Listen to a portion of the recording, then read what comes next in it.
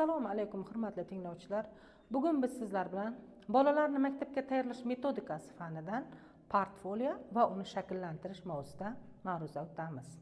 Reja: Maktabgacha ta'lim tashkiloti tarbiyachisi portfoliyosini shakllantirish. Maktabgacha ta'lim tashkiloti tarbiyalanuvchilarining portfoliyosini shakllantirish. Savol: Mustaqil ta'lim topshiriqlari bo'yicha har bir ma'ruza darsimizda savollarni berib ketyapman. Birinchi savolimiz: bolalarni maktabga tayyorlashda mashg'ulotlarning o'rni haqida ma'lumot berasiz va esse yozasiz. Ikkinchisi: bolalarni maktabga tayyorlashda o'yinlarning ahamiyati haqida ma'lumot yozasiz hamda taqdimot tayyorlaysiz.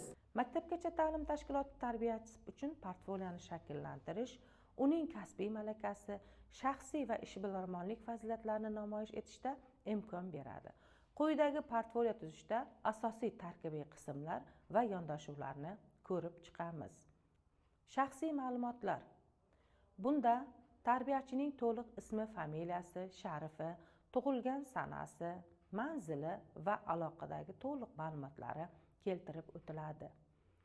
Ilmiy darajasi, qaysi oliy o'quv yurtini tugatganligi, o'rta maxsus yoki oliy ma'lumotli ta'lim muassasalarini bitirganligi haqida to'liq ma'lumotlar keltirib o'tiladi.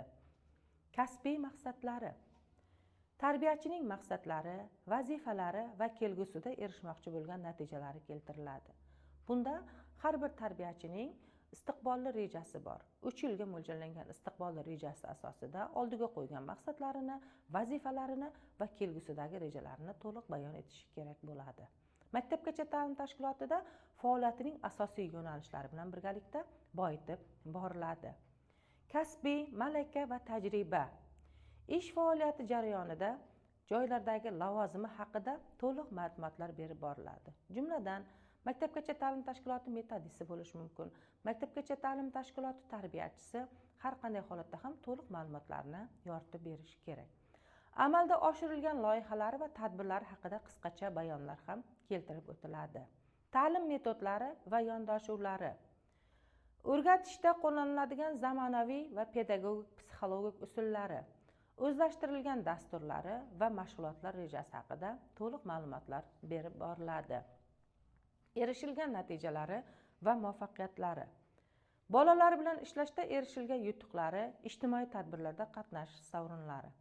Maktabgacha ta'lim tashkilotida har bir maktabgacha ta'lim tashkiloti tarbiyachisi o'zining oldida pedagogik kengashda yillik rejada ko'rsatib o'tib ketiladi. Bu yil biz mana shu tarbiyachilar bilan, tarbiyalanuvchilar bilan shu tadbirga qatnashamiz. Sog'lomjon, polvonjon bo'lishi mumkin yoki bo'lmasam zumradloylar davrasida bo'lishi mumkin, bo'lmasa tarbiyachining o'zining yil tarbiyachisi ko'rik-tanlovi bo'lishi mumkin, bir qancha seminar, treninglar tadbirlari bo'lishi mumkin. Mana shu jarayonda erishilgan yutuqlari va ijtimoiy tadbirlar haqida to'liq ma'lumotlari hamda olgan sovrinlarini mana shu portfolioning shu bo'limiga tikib boriladi. Bundan tashqari, faoliyati orqali erishilgan natijalarni ham ilova qilib tikib o'tiladi. Ta'lim va rivojlanish rejasi. O'zini rivojlantirish va malakasini oshirish uchun o'qigan kurslari, seminar, treninglari haqida ma'lumot berib boriladi.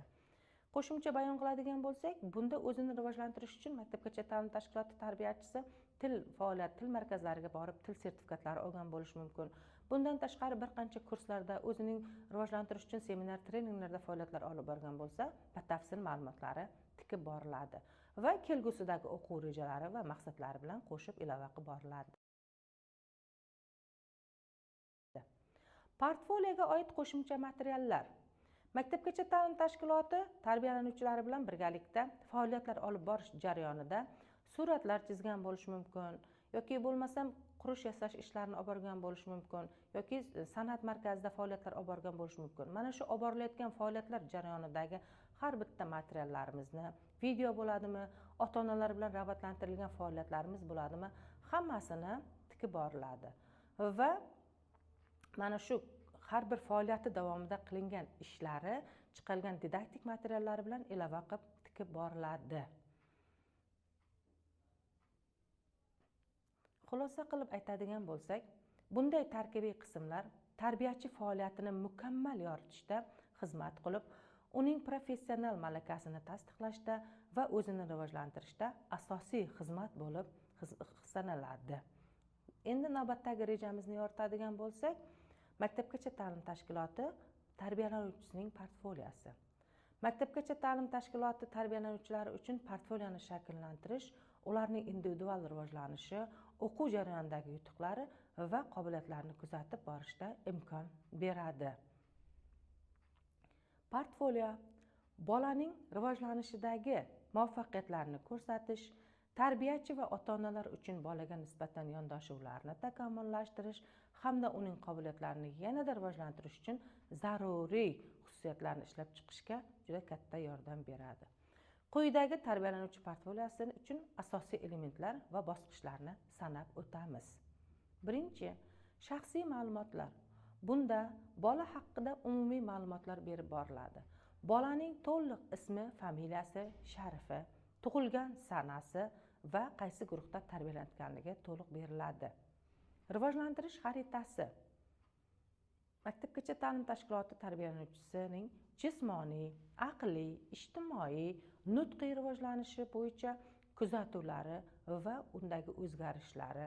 Bu rivojlanish xaritasi orqali bolaning o'sishi, rivojlanishi, dinamikasi kuzatishi to'liq ma'lumotlar berib boriladi. Ijodiy ishlar. Bunda bolaning har bir faoliyati jarayonida bola tomonidan qilingan rasmlar bo'ladimi, qo'l mehnatlari, qo'lyozmalar, qurilish ishlari, konstruksiyalash, hikoyalar va boshqa ishlari to'liq tikiladi. Bu bolaning ijodiy qobiliyatlarini va o'ziga xos tafakkurlarni namoyon etishga juda katta yordam beradi. Yutuqlari va mukofotlari. Bunda bolaning faoliyat jarayonida maktabgacha ta'lim tashkilotida qilingan har bir ishlari yoki bo'lmasam qatnashgan tadbirlardagi yutuqlari, mukofotlari, diplomlari haqida to'liq ma'lumotlar beriladi. Pedagog va ota-onalar bilan fikr va mulohazalar. Tarbiyachi va ota-onalar bolaga nisbatan qanday yondashayotganliklari, uning ijtimoiy yondashuvi, xulq-atvori haqida o'z mulohazalarini qoldirib, fikrlar almashib, faoliyatlar olib boriladi. Individual o'sish rejalari. Bolaning har tomonlama rivojlanishi uchun individual yondashuvlar muayyan davr mobaynida olib chiqishi lozim bo'lgan maqsad va vazifalari to'g'risida yozuvlar tatbiq etiladi. Kuzatuv natijalari. Bola ishtirok etgan mashg'ulotlar yoki tadbirlardan keyingi xatti-harakatlar, erishilgan yutuqlari, o'ziga xos o'zgarishlari to'g'risida to'liq ma'lumotlar beriladi. Xulosa qilib aytadigan bo'lsak, bunday portfoliolarning mavjudligi pedagoglarga bolalarning o'ziga xos xususiyatlarini chuqurroq tushunishi, ular bilan samarali ishlash va kelgusidagi yondashuvlarni to'g'ri rejalashtirishiga juda katta yordam beradi. Shu bilan birga portfolio bolaning individual qobiliyati va ko'nikmalarini rivojlantirish uchun muhim omil bo'lib hisoblanadi.